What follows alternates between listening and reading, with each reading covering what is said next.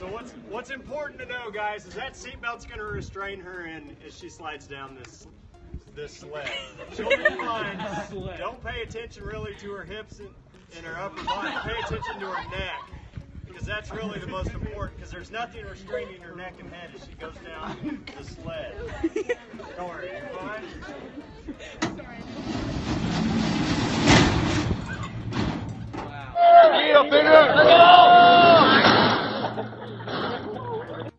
My heart literally like stopped. Woo!